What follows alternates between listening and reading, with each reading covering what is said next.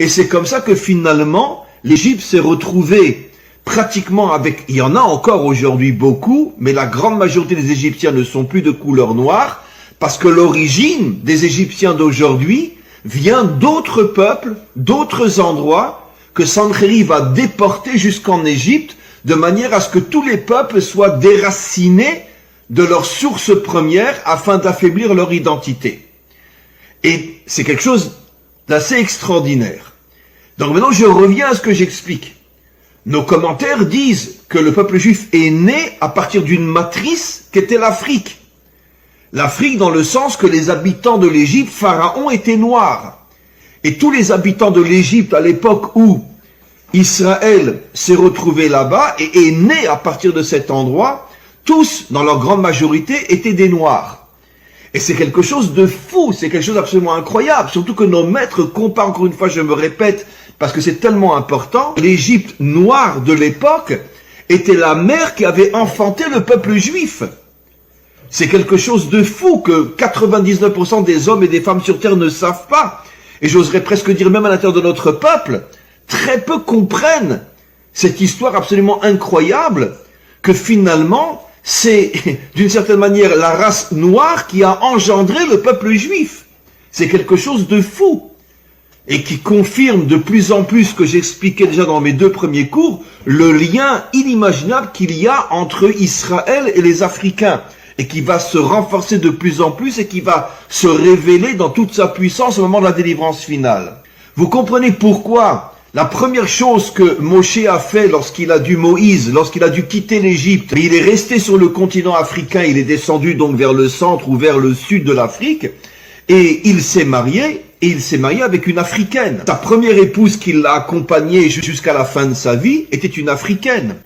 Nos maîtres nous rapportent déjà dans des commentaires, il y a depuis très très longtemps, que quand Alexandre le Grand, vous avez tous entendu parler d'Alexandre le grand conquérant grec, il a conquis, comme on le sait, le monde entier. Je parle du monde civilisé de l'époque. Et la dernière étape où il a été, c'est écrit dans le Talmud et dans d'autres textes, donc des textes qui datent de plus de 2000 ans, que la dernière étape où il a voulu continuer sa conquête, c'était en Afrique. Il est parti en Afrique.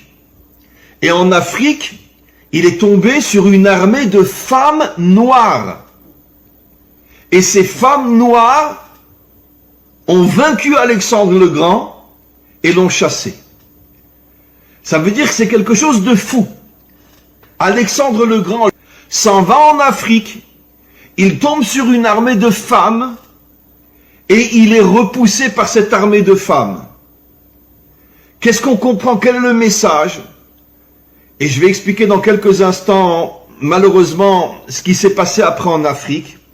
C'est que nos maîtres nous expliquent depuis plus de 200 ans, depuis plus de 2000 ans, qu'au départ, le peuple africain était tellement fort sur le plan physique que même des femmes africaines sont arrivées à repousser l'armée d'Alexandre le Grand.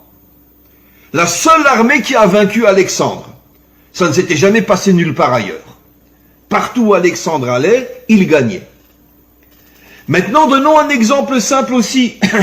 Sur le plan sportif, les plus grands athlètes dans le monde, c'est sûr qu'il y a des blancs, des jaunes aussi, mais parmi on pourrait dire la première ligne des puissants athlètes, que ce soit en boxe, que ce soit en course, que ce soit dans tout ce qui est l'athlétisme, etc., ce sont quand même des noirs.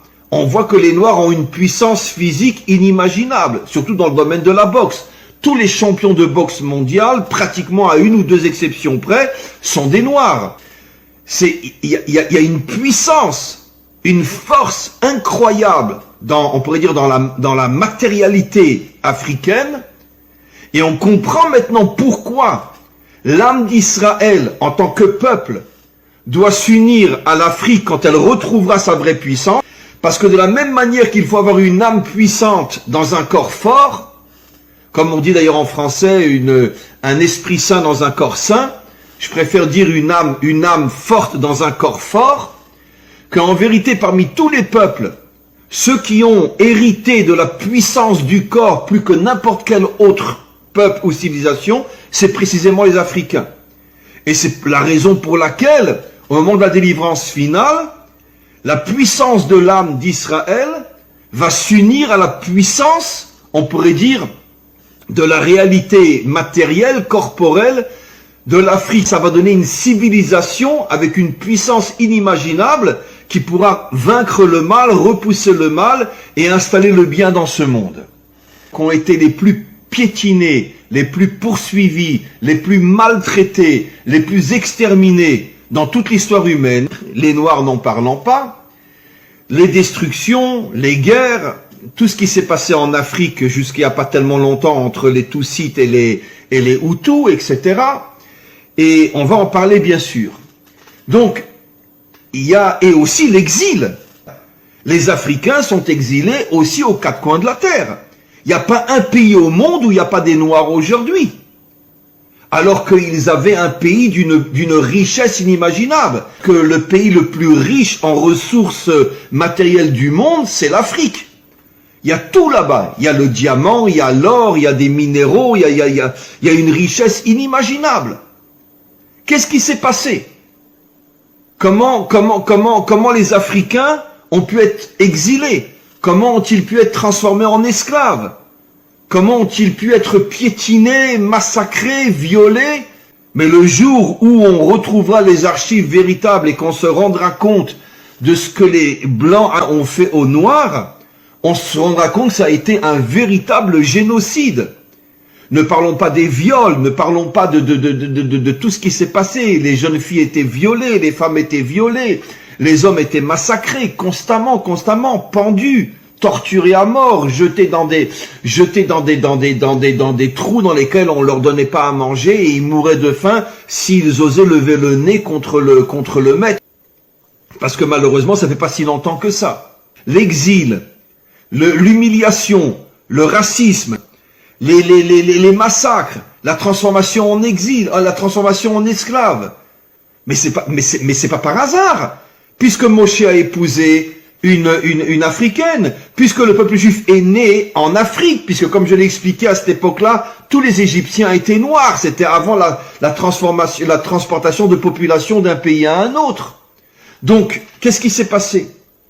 La civilisation blanche occidentale, pourquoi elle veut mettre la main sur l'Afrique? Parce que l'Afrique a des ressources comme aucun pays n'a au monde. Comme on le sait, tous les diamants la plupart des diamants sont en Afrique, l'or, l'argent et quantité d'autres ressources pour faire des médicaments et d'autres choses. La terre africaine est extrêmement riche. Et donc, le monde occidental a voulu s'approprier l'Afrique. Pourquoi? Parce que les Occidentaux ont besoin d'une Afrique divisée, d'une Afrique en guerre. Ils ont besoin d'affaiblir les peuples africains pour mieux mettre leurs mains sur toutes les ressources et toutes les richesses africaines. Et donc, c'est évident que c'était les Occidentaux qui ont provoqué cette guerre entre les Tutsites et les Hutus. Et combien d'autres génocides qu'il y a eu dans l'histoire entre les Africains eux-mêmes. Pourquoi? Mais c'est très facile à comprendre. Vous croyez que les chefs Tutsites ou les chefs Hutus, par qui ils étaient payés? Qui leur a ouvert des comptes en banque dans lesquels ils ont mis des millions? Les Occidentaux, évidemment. Et aujourd'hui, il y a beaucoup moins de dictateurs, c'est vrai, en Afrique. Mais pendant des siècles, vous le savez tous et toutes, l'Afrique était remplie de dictateurs. Par qui ils étaient financés, par qui ils étaient payés? Mais par les Occidentaux. Et pourquoi? Dans le but d'affaiblir les peuples africains. Et pourquoi? Dans le but de les affaiblir afin de pouvoir après piquer, prendre toutes leurs ressources. Et on sait très bien qu'à chaque fois qu'on expérimente un nouveau vaccin dans l'OMS, d'accord, qui c'est qu'on prend comme cobaye? On va trouver un village perdu en Afrique, on leur apporte de la nourriture, on leur apporte de l'argent, et on leur dit, en échange de l'argent qu'on vous donne, essayez le vaccin, la moitié disparaissent, et puis comme ça, on expérimente sur les Africains, on expérimente tous les nouveaux médicaments. C'est la grande ressource de cobaye du monde occidental. Ça veut dire que qu'est-ce qui s'est passé avec les Africains? Les infiltrent de l'intérieur, on paye des gens pour les détruire de l'intérieur, pour les affaiblir, et comme ça on leur pique toutes leurs ressources. C'est la meilleure manière de voler quelqu'un, en l'affaiblissant, qu'il n'arrive plus à se protéger. Qui est le modèle de la délivrance finale au niveau des nations? Un noir. Ça veut dire que la Torah nous révèle il y a des millénaires que le modèle, que le phare du retour des nations à Dieu, le Dieu authentique, ce sera un Africain ou les Africains et non les Blancs, non les Occidentaux. Après, tout le monde suivra, les Asiatiques, les Occidentaux, tout le monde suivra. Donc vous voyez mes amis que finalement, c'est toujours comme ça. C'est les peuples les plus poursuivis, les plus volés, les plus piétinés, les plus humiliés. Et tout ça, vous savez pourquoi? Parce que finalement, nous cachons en nous la lumière de Dieu. Et c'est justement parce que nous cachons en nous la lumière de Dieu que les nations ont tout fait pour nous humilier, pour nous piétiner, pour nous détruire. Mais finalement, au moment de la délivrance finale, cette lumière va se dévoiler, va se réveiller, et les Africains qui seront au-dessus de toutes les nations. Et vous verrez que cette chose-là se réalisera